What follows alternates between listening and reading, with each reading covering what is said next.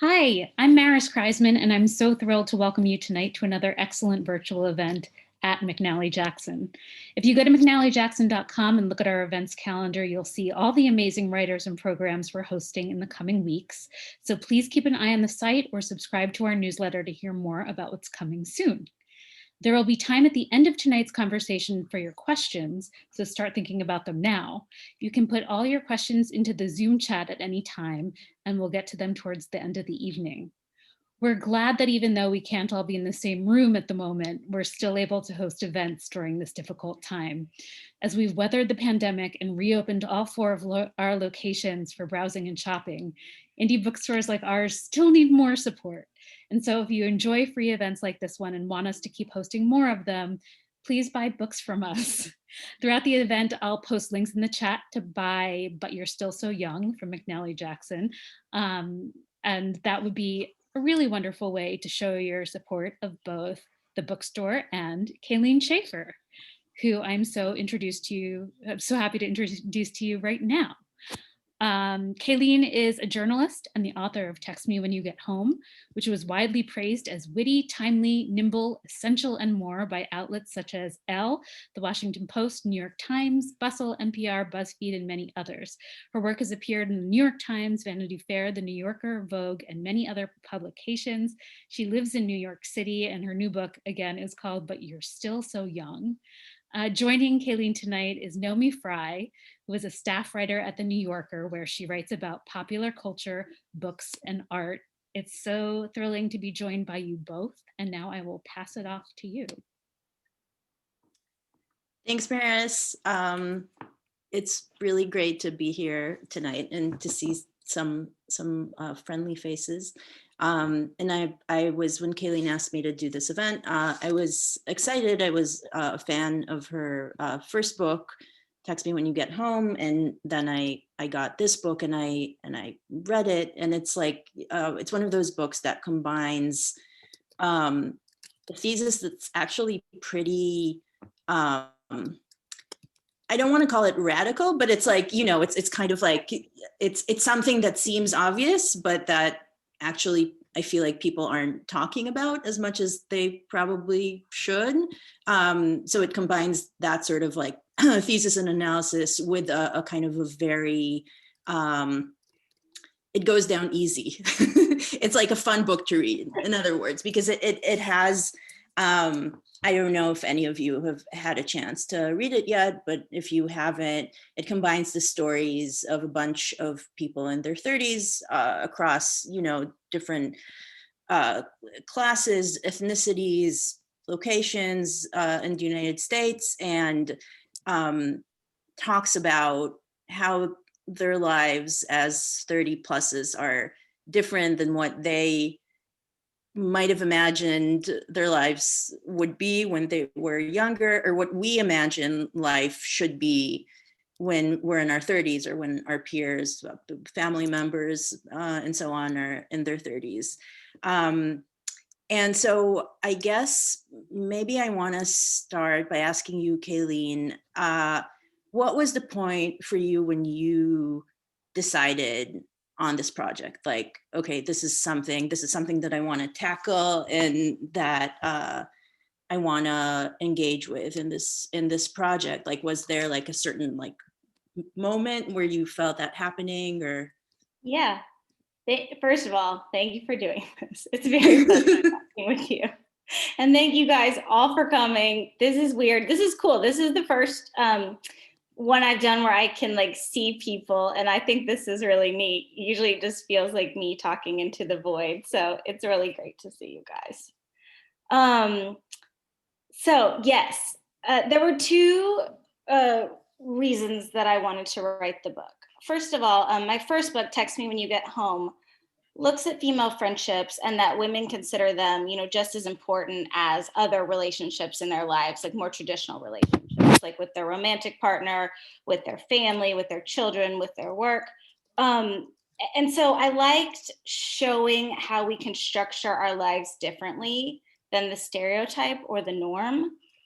And so I wanted to continue looking at that. And I didn't exactly know how, but I knew that that was something that I felt I wanted to continue to do, to take seriously and validate these different ways of structuring your life. And so at the time, I was 39, and I was looking at my 30s and thinking, like, that didn't go like I thought it was going to go. I wasn't unhappy with it at all, but I just thought that wasn't what I thought my 30s were going to be like. And I think that is true for other people in their 30s. But like you said, it seems like it's very true, but I think it also is radical in a way, because when I first started talking about the idea, a lot of people said, well, that's true, in New York or in LA maybe, but that's not true across America. Right. So I wrestled with the idea of, like, is this a universal enough idea to have in a book? And so I needed to find people to prove the idea. So I went looking and made sure to find people who don't live in New York or LA. There's a guy in the book in Jacksonville, Florida. There's another in Grand Rapids, Michigan. There's a woman in Nashville. So that was really important to me, that it be representative of the whole country. Mm-hmm. Yeah. And this actually leads to my next question. I mean, obviously you're a journalist who's written a bunch for a variety of outlets, reported pieces. So you have some experience in finding sources and subjects for your articles. But with this, which is a book length project and requires, like an engagement that goes beyond kind of like a one-shot thing. Yeah. How did you go about finding those people, especially when, as you say, you wanted it to be more diverse than it might otherwise be in a shorter piece, or like a trend piece where you're like, okay, what are people doing like in Cobble Hill, or right, find the 3 people and then right, yeah. So I had a loose framework for the book, which was these 5 traditional milestones of adulthood. And I'll tell you them. I think everyone kind of has a loose sense of them, but they were actually, like, sociologists identified them. They made this definition that when you had checked off all 5 of these milestones, you were an adult. And they are. And everyone, as I do this, always is like, well, what have I done? So go ahead, play along.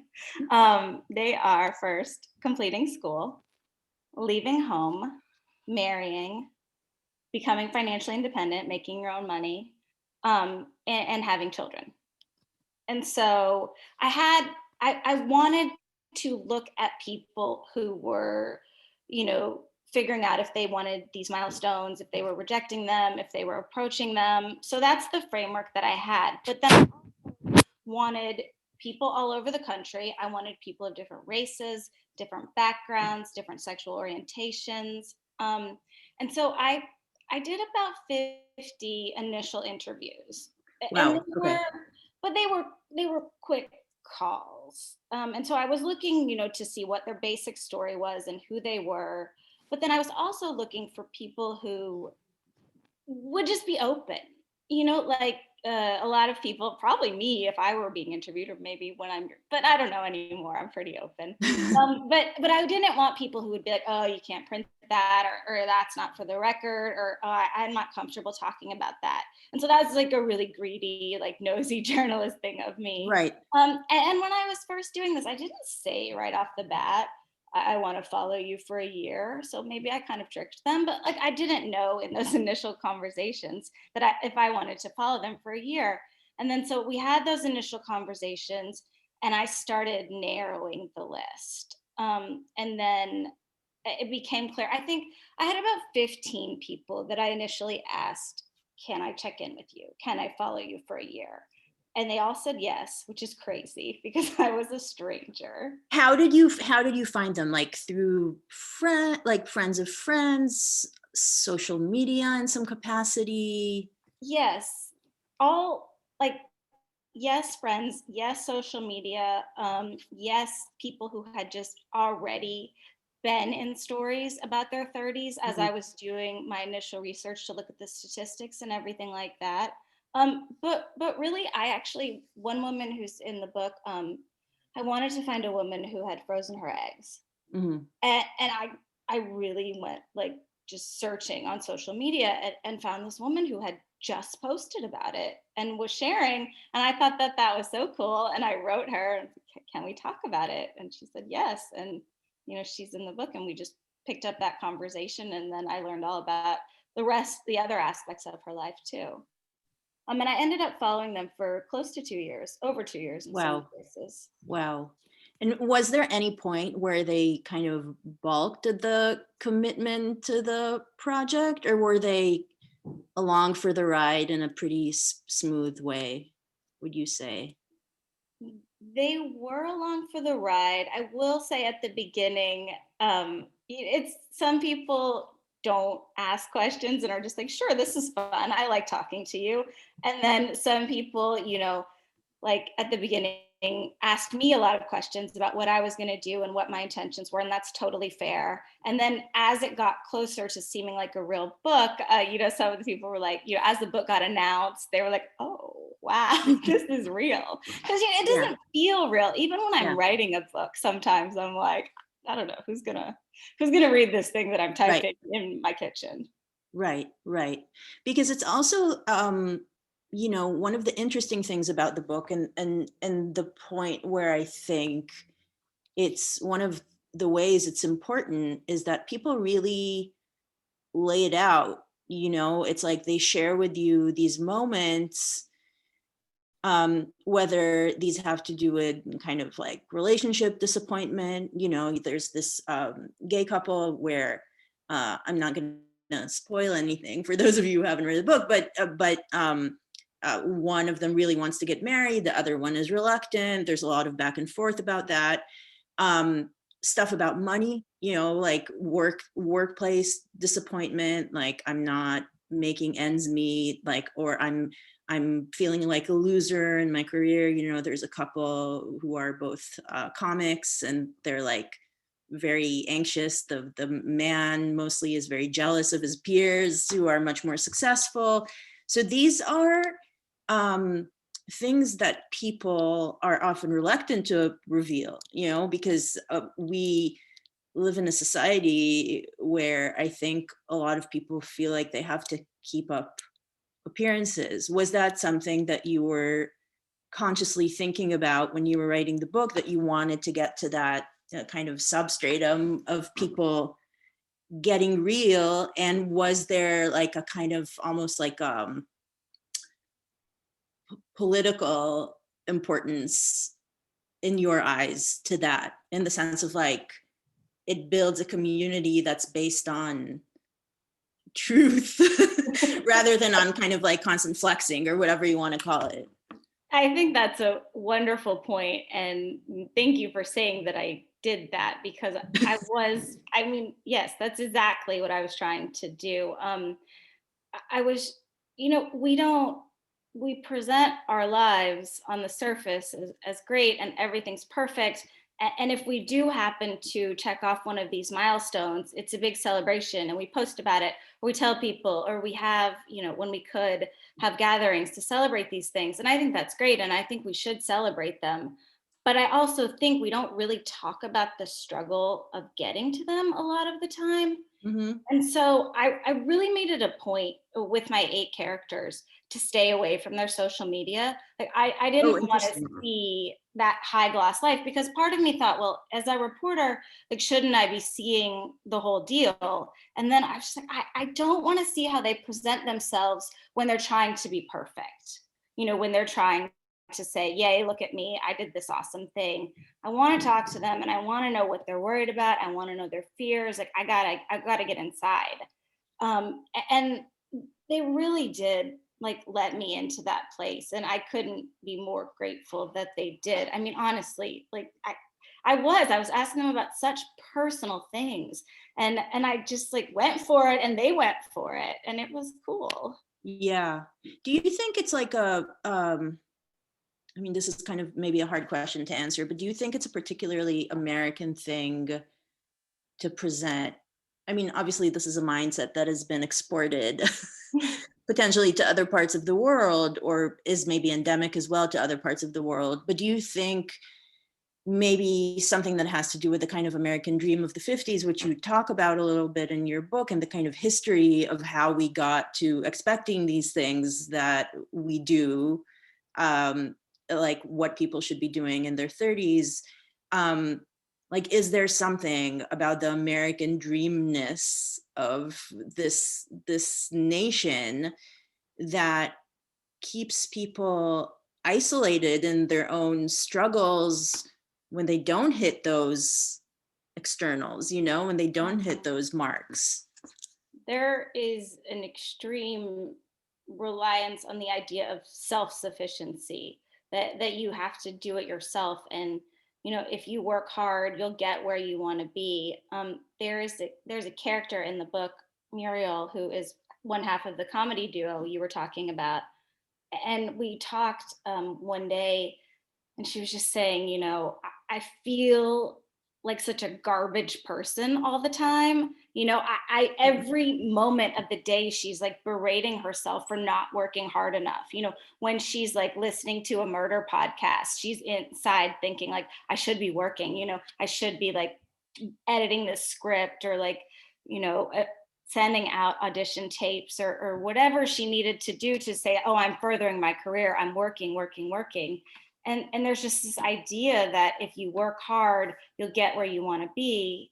But that's not true. And it's a particularly American way of thinking. And I think that that's why we have this strict definition of adulthood, or like why we've clung to it for so long, because you have this idea that, I will become this adult and this self-sufficient person, and I will have made it, and I will have arrived.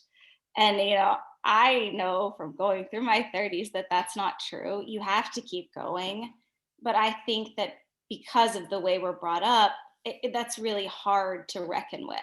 That you may not get to where you want to be, that it may take a long time, that you may just have to keep going even after you do the milestones that you wanted to. Yeah.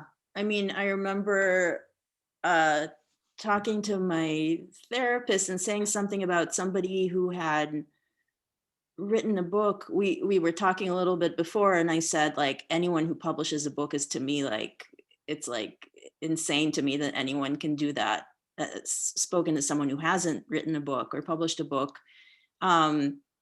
And I remember saying something along those lines to my therapist, and I was like, oh, this person has published a book, how lucky for that, or whatever, like, wow, I don't think I could do that. Like, this is what a dream, like, their lives must be amazing. And she said, yeah, but what about the next book?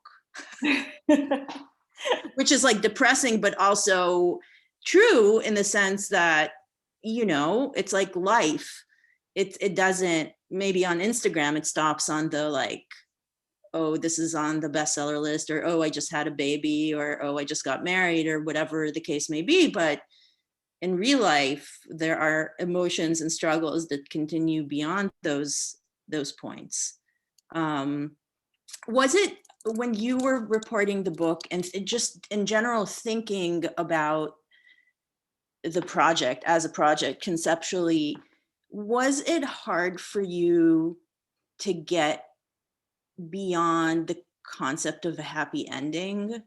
Because when I was reading the book, and you read these people's stories, and of course, like, where this is going, like, the thesis of the book is that there aren't necessarily happy endings, and that's fine. It's its own kind of like resolution, the lack of resolution. And yet when I was reading it, I was like, oh, I really want, like, the comics to get like a development deal. Yeah, I know they exactly. really deserve it. Or like, I really want, like, Matt and Charles to get married. Yeah. Like, where's the like why isn't Marcus, like, finally really happy with his job and making much more money than he made before? So I'm wondering if when you were writing it, or like, talking to these people, were you like rooting for them in a way? Like, could you get past that mindset at all?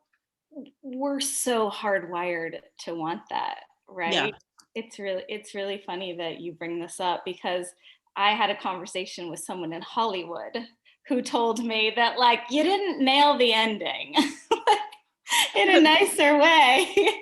But Yeah. like, I was sort of, like, I, but at the same time, while we're hardwired to want that, I also was fighting against that because Yeah.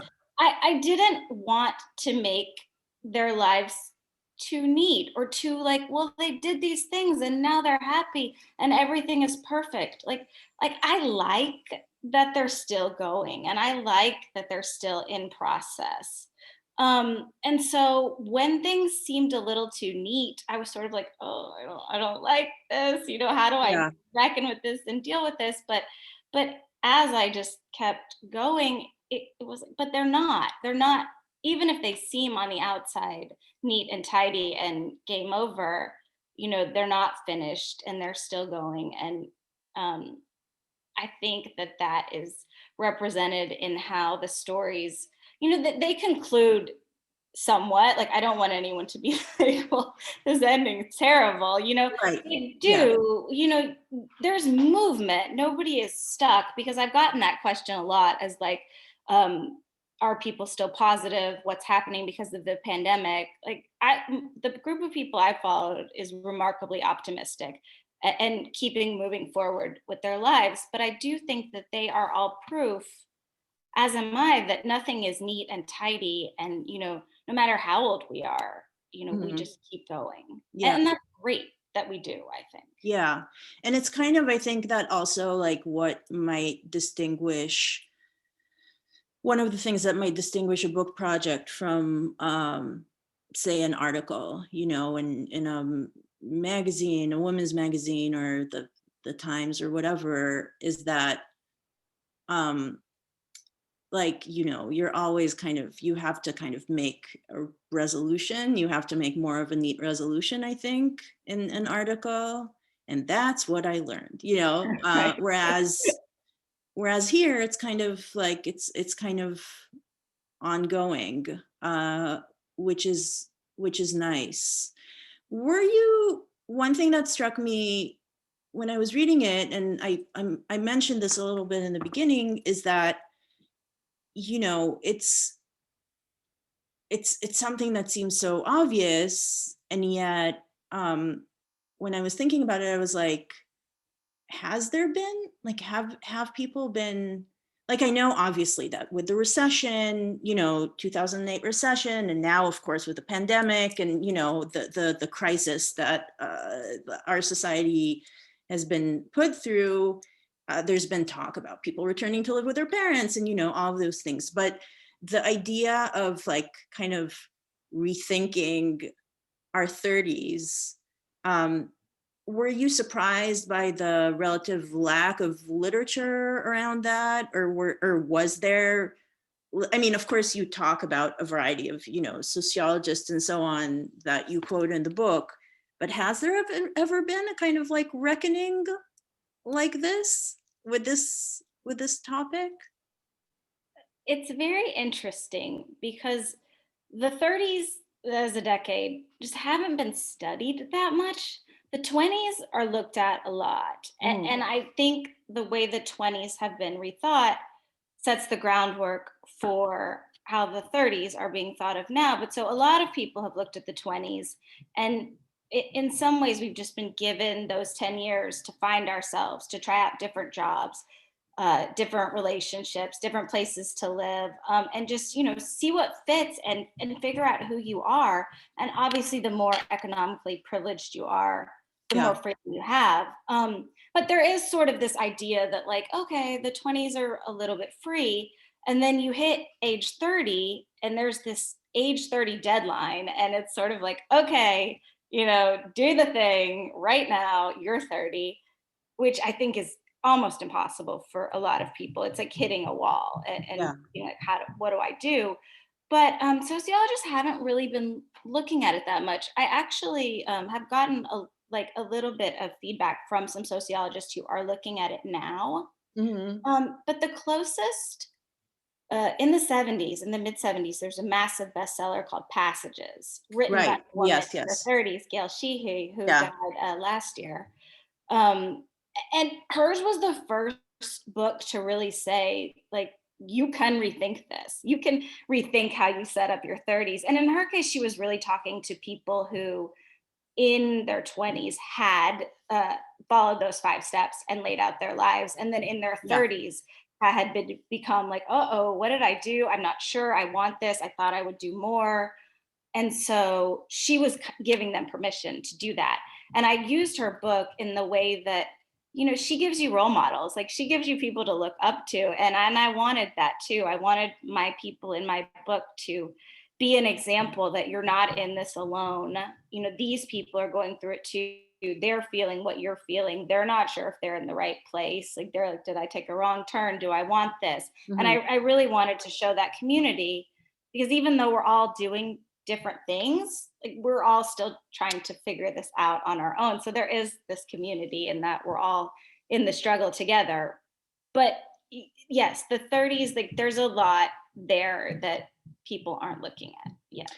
Yeah, I think it's really important. I mean, when I was thinking about it, you mentioned Passages, which is from the 70s. And I think, yeah, maybe like a similar treatment. There was an understanding, as you say, that people in their 20s at that time were like, maybe they're already parents, they had already been married and divorced. And I think, that obviously had a lot to do with kind of the feminist revolution in the 70s, where mostly women, like, freshly divorced in their 30s, had to figure out what they were doing. But in your book, it's both men and women, which is interesting because the book is also kind of in some ways about a crisis in masculinity, like, which we, you keep saying in the book, like, if you were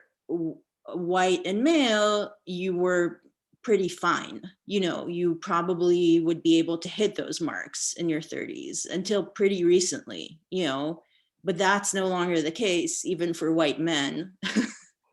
So now, like, they're just like, fuck, like the rest of us, So was that something you thought about when you were writing the book, about this kind of like shift that men have had to go through? I did think about it. I do think what you're saying about women leading this change is absolutely correct. Women don't have to marry as the first step of their adult life anymore. They can put their careers first. They can have children later. So a lot of this shift is led by women. But a character in the book, his name is Adam. He is a stay-at-home dad, and he really, really let me in on all of, like, as you say, this crisis in masculinity that he was having. When they had their first child, his wife just happened to have a job with health insurance, and he thought, okay, I'll stay home with the child. And then they had another child, and he found himself a full-time stay-at-home dad. And he started to think about, like, oh, I'm not providing for my family. Am I, doing what I'm supposed to? And he thought, I thought I'd moved beyond these things. Like, I thought I didn't care, but he did care. And he was struggling with that, especially like when he would go to the family reunion and, not have the accomplishments to talk about, or just as he got further into his stay-at-home dadness.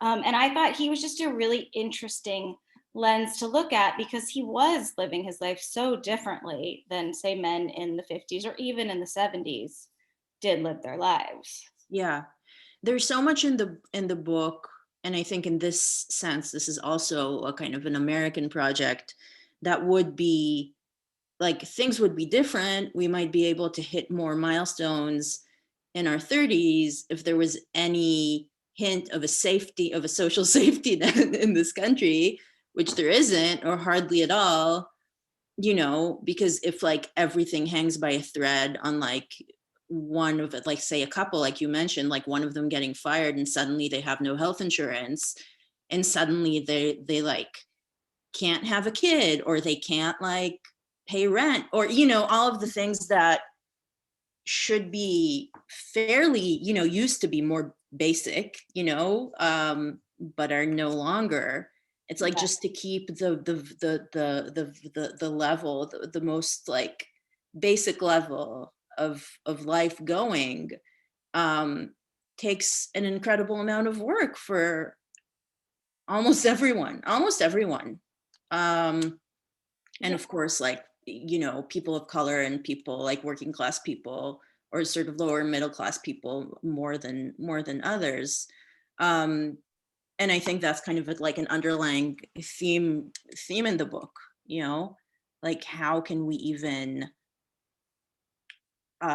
dream of achieving any of these goals when it's basically like there's no help coming, you know? I'm just, okay, we have a couple more. Okay, Maris has reminded everyone in the chat that if you have questions, like in about 5 minutes, we're going to turn to questions from the audience. So if you have questions, please just chat them and I will read them out, and Kayleen will answer them. Okay, I guess. Ask questions. What, sorry? But I will say, I was going to say, please ask all the questions. But I will say, you know, I was telling an optimistic story, and you know, I still think it's great that we have choices about how to set up our adult lives, but that can't be, it's not the only story. Like, there are a lot of roadblocks, there's a lot of inequality, you know, our social safety net isn't there. We're going through our second once in a lifetime recession. So it's not all about like, I didn't choose to do this. You know, some people aren't going to be able to do what they want. Yeah. And that's horrible. And yes, every single story in the book, money is important. We talk so much about debt, moving home with your parents, you know, not being able to afford this job change. It's just, it's inescapable. Yeah, right. And people really feel the weight of it. Okay, I guess we have, maybe I'll ask one more question before I hope the audience will ask some questions. What about looking ahead, now that you've moved from your 30s to your 40s? Are you going to treat the 40s in your next book? Like how we still can't find ourselves in our 40s? I don't know. Let me get through it. But what I was thinking is that I think it's really hard right now. Just we've had this paused year, and I personally have a lot of block in thinking about the future, and it's a little scary to me in a way that I'm sort of confused by. You know, I'm an adult. I've, you know, done things, but I think it's really hard right now. You know, we've been on pause and we've been maybe putting off big decisions or maybe been blocked from doing them. And I think it's tough to just like get restarted. So that's a struggle that I'm having personally. So I don't know. Yeah. I mean, that's a whole different level, right? That we've all been experiencing this like sort of collective trauma, and where do we go from here? Yeah. You know? Okay, I see there are a couple of questions. Okay, let me look, because we've reached the time. We now have like about 10 minutes, I think. Okay, a question from Sophie Norman. Did you see a correlation between hitting milestones and happiness in the people you interviewed? Like, were the people who hit 4 or 5 milestones happier than those who hit 1 or 2? That's a great question, Sophie. Yeah. Thank you for asking that. And I would actually say no.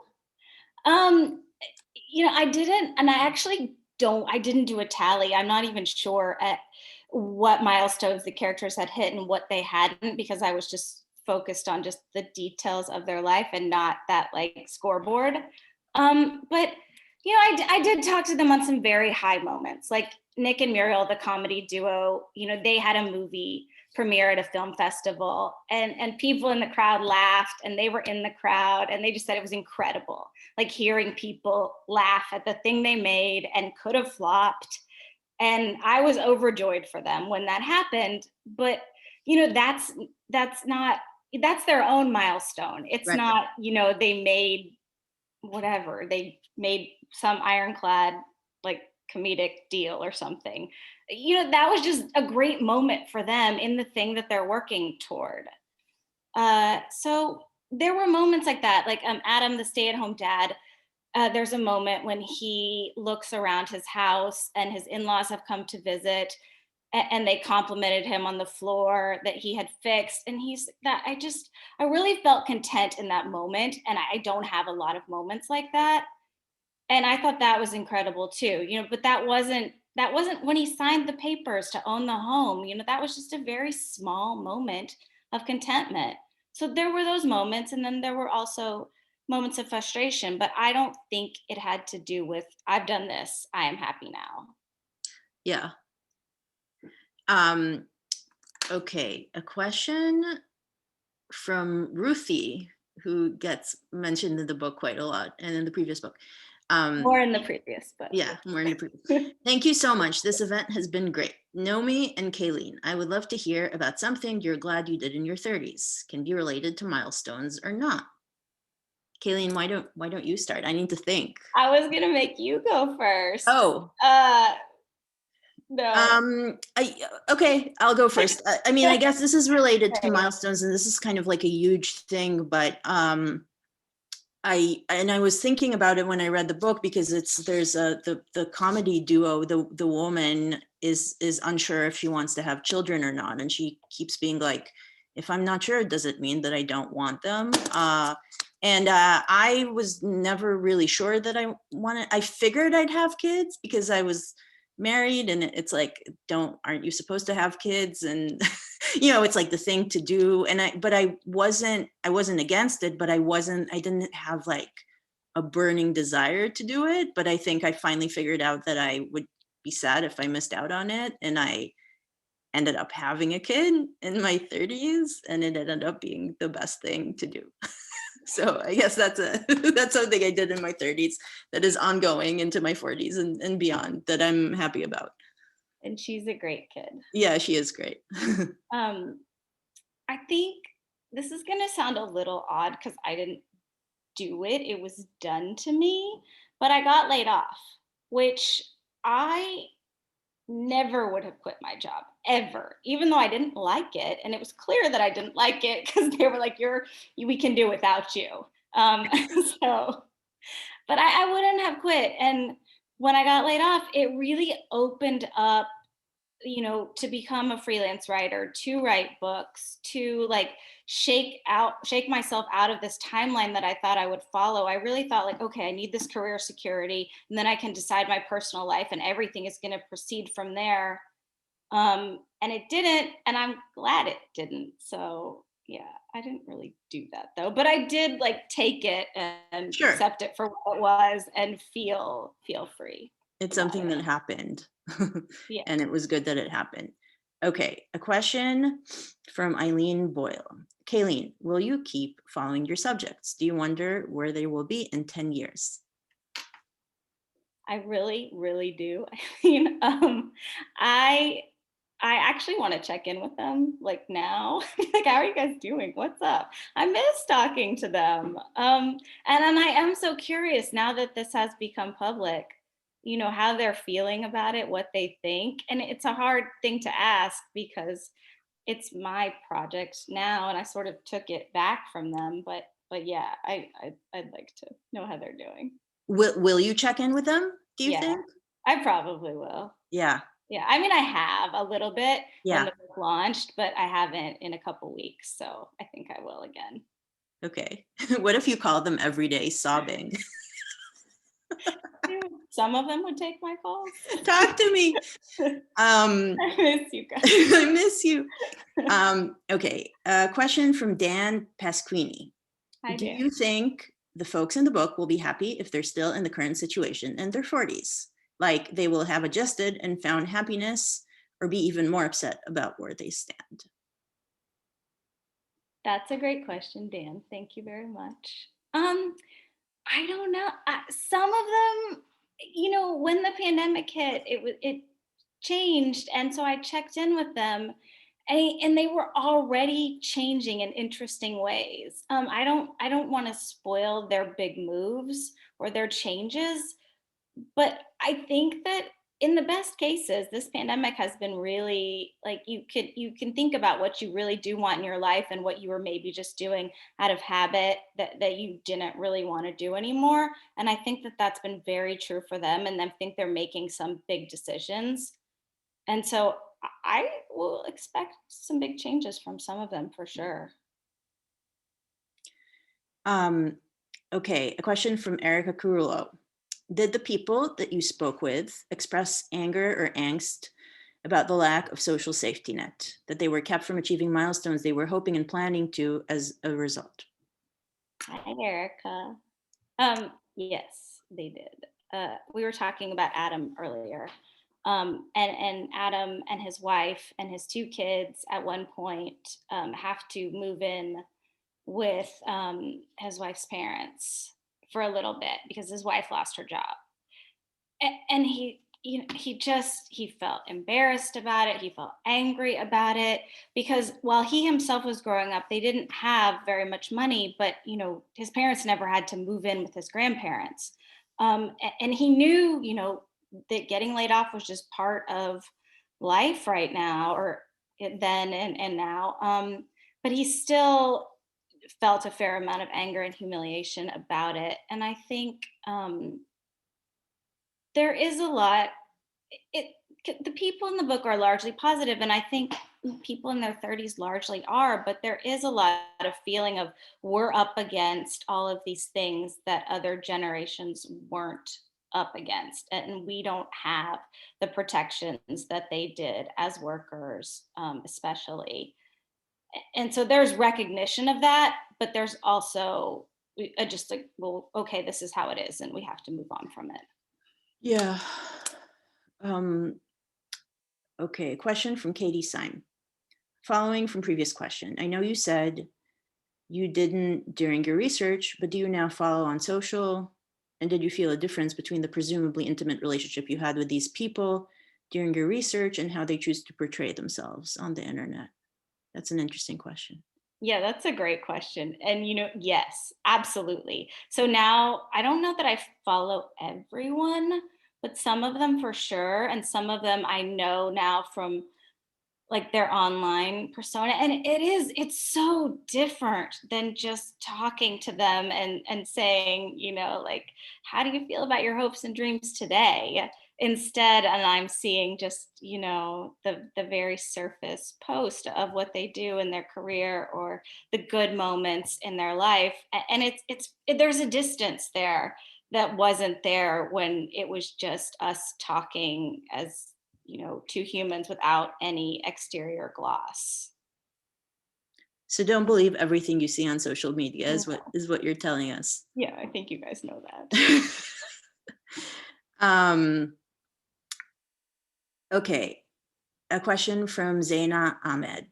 I've talked to different friends about how people think your 30s are supposed to be the best years of your life. As someone who is approaching 30, I've said that the 30s have become the new 20s. So many people, including myself, spent most of my 20s figuring myself out and tackling life and mental struggles. What would you say to people who think that you have to hit those milestones by 30?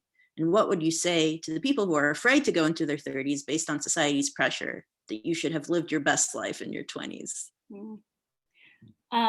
That's a great question. And it's funny because I'm past turning 30, obviously, but I do keep hearing from a lot of people turning 30, and I'm hit with that recognition of like, oh no, I'm 30, I'm an adult, I have to do this. And I myself, I felt that incredibly. I wanted to have a grown-up birthday party. You know, I wasn't going to be, you know, this like mess that I was in my 20s.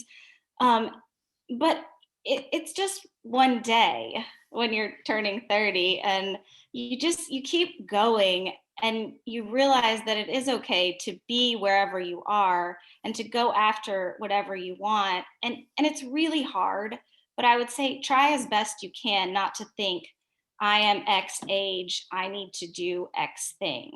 I thought that. I'm very guilty of that. But the more that I got away from it, the better I felt when I actually arrived at X thing, because I knew I really wanted to do it versus just thinking, oh, I have to do it. So you just you have to live as true as you can, to look at yourself and what you really want to do and go after that no matter what age that you are. That's good advice. I agree. A question from, oh, it's 7:50. Okay, so I'll ask one last question. Okay. Okay. From Jasmine Cooter. I hope I'm pronouncing that correctly. When it comes to gender, did you notice key differences in regards to the pressures men face versus those that women face in their 30s? Curious to know which stood out to you the most. I do think that women hear it a little bit about their age more than men. That it's a stereotype, but I think it's also true. You know, men aren't constantly hit with the question, when are you going to get married? When are you going to have kids? And maybe people are talking about it behind their back. But, you know, I think women are they're just asked these questions over and over as if it would solve something or is anybody's business but the woman trying to figure these things out. So, but I do think that those questions are there for men, and they don't have as immediate as, like, in the 50s, you just did these things. You didn't think about them that much. And I think for men, it was kind of a no-brainer. And women were taking a more thoughtful approach, and they started doing that. And I do think that men are taking a thoughtful approach now and is struggling to figure out, well, what do I really want? Is this time? Am I ready? So I think it's a little bit more overt, the pressure that we put on women, but I think it's there for men too. Okay, I guess this is the end. Maris, do you want to say? Yeah. Thank you. And Kayleen, can you please give that talk to my mother's friends? Thank you all so much for coming out. Kayleen and Naomi, thank you for a really scintillating conversation. Please buy the book. That would be just the best way to support us. And thank you all so much. Thank you, guys. Thank you. Good night, everyone. Good night. Bye.